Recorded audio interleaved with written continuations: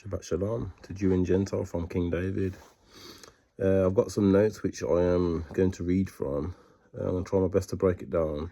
This is in relation to Nebuchadnezzar being the son of Solomon and the Queen of Sheba. Okay, remember a little introduction. I am the reincarnation of David, King of Israel. My name is Dean McKinley. My name fits scripture. Dean means justice. Okay, in Hebrew this means Zedek. I am a descendant of the Jacobites from Scotland who were kicked out of our land by Oliver Cromwell. Okay, we are the true Scottish Davidic royals, man. We are the Israelites from the tribe of Judah. Okay, we got made prisoners of war. Okay, they tried to tamper with my phone to stop this truth from coming forth because it's a threat to their matrix.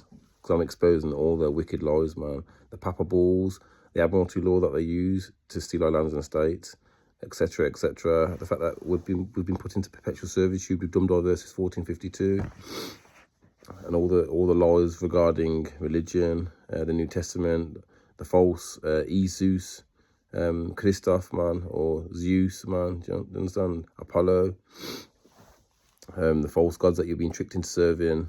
And I'm just trying to show the people of the world, who my family are and how we are prisoners of war, man. And just bringing forth information along the way, okay, which is going to be beneficial, hopefully. So King David is Prester John. I'm linking in Genghis Khan and the priest king Prester John to our biblical studies. Through my studies, I'm coming to the conclusion that Nebuchadnezzar was one of the sons of Solomon. So I wrote down some notes from a website which I was reading from. 1242, the Mongols were at the gates of Vienna. At the gates of Vienna. After having brought, you cheeky boy, an end to the previous. After having brought an end in the previous 2 years, flourishing Kievan civilization and ravaged Poland and Hungary. Two staunch Catholic nations almost beyond repair. Then suddenly the Mongol hordes withdrew from Central Europe as swiftly as they had came, and for no apparent reason. This is just some notes from a website. The Mongol generals were actually recalled to Mongolia to elect the new Khan to succeed. It's spelled like this: Ogodei. I can't pronounce it, forgive me, I'm dyslexic.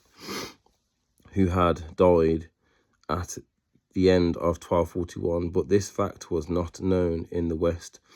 One thing, however, was clear: these bloodthirsty horsemen who looked like devils and behaved more savagely than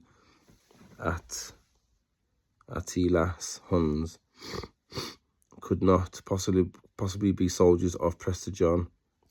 What then, people asked, and had happened to Prester John and his dynasty? It was precisely to find an answer to this question and to ascertain the true identity of the Mongols, or Tartars as they were called in Europe at that time, that Pope Innocent V sent several embassies to Asia. But you got to think, which Asia? Remember, Prester John ruled the 3 Indias, man. He was a ruler of India Superior. They changed the maps and everything, man. They changed names and places, man. In the year 1245, thus marks the true beginning of political, cultural contacts between Europe and the Far East. The original Catholics were us, Cathay, and Cathay. Okay, Cathay, Cathay. That's the original Catholic, man. Do you understand? The original Catholics were Cathay. I feel something doesn't add up. I feel there was some kind of switch. So if you research Prester John, you have to understand, if you're doing it before 1202 to 1203, that's okay. However, if it's after 1202, like 1241, etc., that's possibly Genghis Khan. So what happened to Prester John and his dynasty? sorry, his dynasty identity theft. I've put.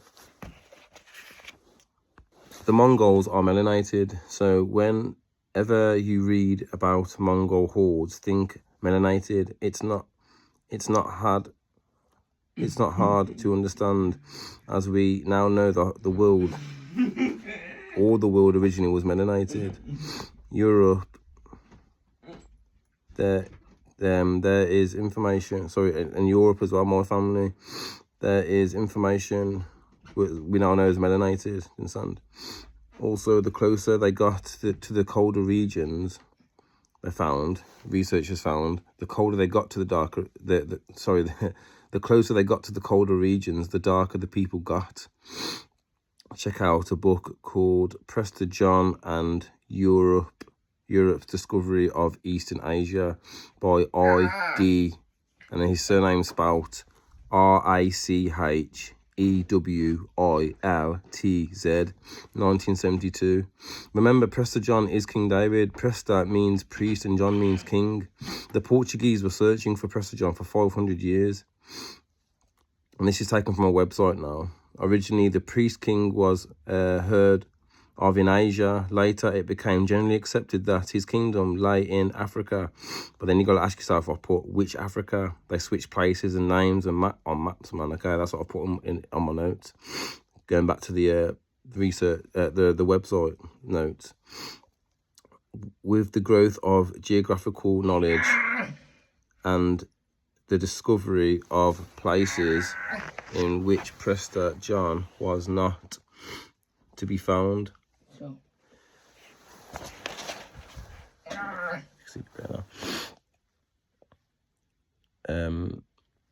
The location of Prester John moved to lesser known areas, and I've put on my map, on my notes, the Fountain of Youth, cities of gold.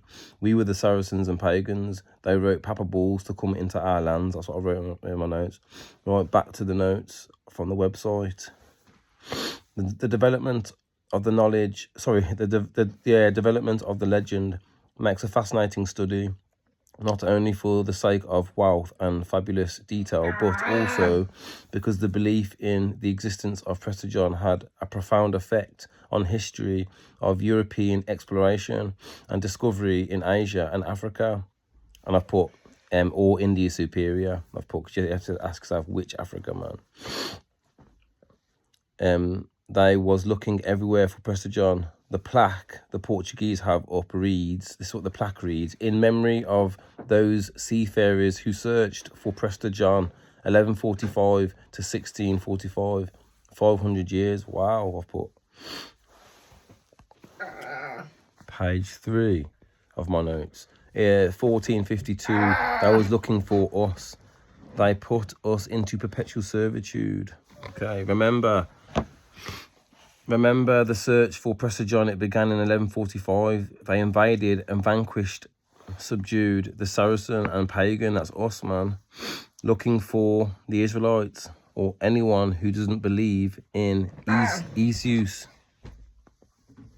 They reduced us to perpetual servitude, using the Admiralty law to steal our lands and estates, linking Nebuchadnezzar as one of the sons of King Solomon. In the book of First Kings, if you look in the Mishra, you know the Ish interpretations, but sometimes it can be detailed because they've got a lot of our records and stuff, man. You understand? They hide it. If you look in the Mishra, you know the Ish interpretations. First Kings 10, verses 13. So if you go online, you can see this interpretation. King Solomon gave the Queen of Sheba, I've already posted it anyway, like last night, some information regarding this. King Solomon gave the Queen of Sheba all her wish that she requested. Forgive me, I had to pause it for a second. So if you look at, so it says, so King Solomon gave the Queen of Sheba all her wish that she requested. Aside from what he gave her according to King Solomon's ability. And she turned and went to her land. So if you look on the map here of Ophir, where she came from, you can see she would have just travelled up, man, or back down, you understand? She and her servants, that what is most of the translation. Remember, I'm quoting from the translation from the Ish Records, the website. So Jewish rabbi website. Apparently they give reference only to the teaching of wisdom. And we know wisdom is everything. Please refer to Proverbs chapter 8. So continuing from the website, it says King Solomon cohabited with the Queen of Sheba, and Nebuchadnezzar was born to her. He later destroyed the temple that had stood 410 years in the territory of the 12 tribes of Israel. Aside from what he gave her, gifts, delicacies that one found here, that were found here, and not in her place. This is the land of Prester John. And Solomon was a priest king. Prester John being King David. Remember, Prester means priest and John means king. Now remember, we're in captivity and we're awakening to the truth. This will take time, but if we work together, we can make sense of all the lies that have been fed us, and we can then understand the real truth. We are just trying to understand with new information that's came to light. It would seem Nebuchadnezzar is King Solomon's son, and that is why Nebuchadnezzar had beef. I say beef like was he possibly pushed out from the throne? It's a family affair that would make him the nephew of all of Solomon's brothers from the tribe of Judah. First Daniel 1 verse 1, in the 3rd year of the reign of Jehoiakim, king of Judah, came Nebuchadnezzar, king of Babylon, in Jerusalem. Remember, this all happened in the Americas, man. Just for a second, focusing on the word Babylon, this can be connected.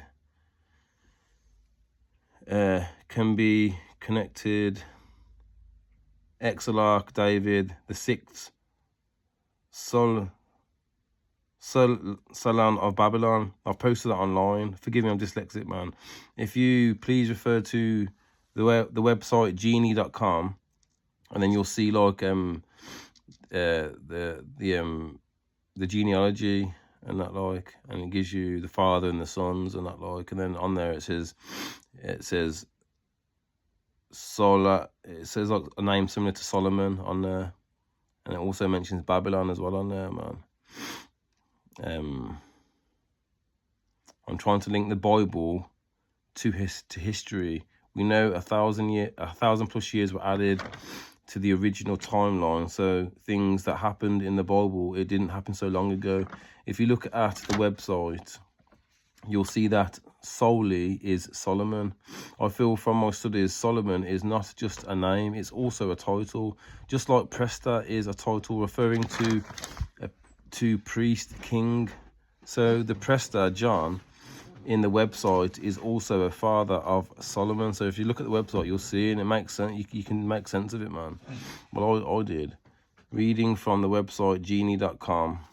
So Solomon the first, Soli, Jewish king of Talmas, birth 1135 until 1195, immediate family. And then it just goes on like, so I can't pronounce some of the names, but I've actually posted this online, so you better see it for yourself. It says, Lady Hannah of Babylon, husband Lebanon. I've made links also. It says Queen of Rubani, Gadi and Mani, and under Rubani, I've put Reuben, made links to Reuben. Under Gadi, I've made links to Gad. And under Mani, I've made links to Manasseh, the 10 tribes, because they would have been ruler over the northern and southern tribes of Israel. Brother of Hanan, and then I've put in my notes, Hanan, if you replace the H with the C, is Canaan. We understand, in my notes I put, we understand things have been flipped. We've been tricked into believing that Canaan line is only linked to Ham. However, there is a Canaan directly in the bloodline in the forbidden history of America. Is Canaan where they got Anian. Go and check it out. The Straits of Anian, the kingdom of Anian. Go and check it out, people, man. Right, back to the other part of the notes. So I'm making biblical links to what I'm reading regarding to genealogy and that. And also you have to understand that the Bible has the Chronicles listed in there, which is very important because it's a historical document of a people, man, you understand? The Jewish king of Tehima and Exilarch David VI, Susan, ruler of Babylon and Georgia. Through my studies, I have also found that he's also the brother of Canaan. And I put in my notes, the queen of Rubani, ruler of the northern and southern tribes. Judah would also ruled over Reuben, Gad, and Manasseh. Okay. Remember, Webster's 1828 dictionary definition of what an American is: a couple of tribes founded by the Europeans. We got the 10 tribes got seas on the land, yeah. My family dipped off, yeah, to Spain and that, yeah, and Portugal, became known as the Iberians, and then from there we went over to Ireland, and that became we were known as the High Kings of Ireland and Scotland, man. Okay, the Pictish people, man. You understand? The Israelites, yeah, that's us, man. Then we became known as the Jacobites, man. You understand? Jacobite prisoners of war, and they reclassified us as being black colours and countries, man, whilst taking our lands in the States, man. All right. Last little bit now, people, my notes. So Prester John is the father of Solly, man. Solly, and if you, man, add the man, Solomon. If you refer back to the website genie.com, and also I've posted it on my social medias as well. From the research, it may have been possible Judah war. Reading from some notes, Nebuchadnezzar features prominently in books of Jerezek.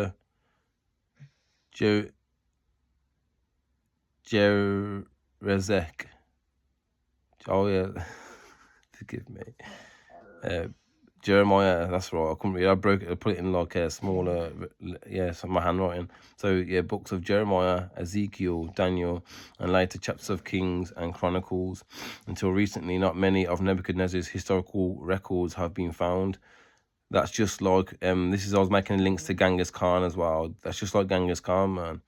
Were they the same person? Is that why he went to war on Prester John? Because Genghis Khan was warring with Prester John. Nebuchadnezzar is a title. Nebo, protect my boundaries. That's what it means. Nebo, protect my boundaries. And who is Nebo?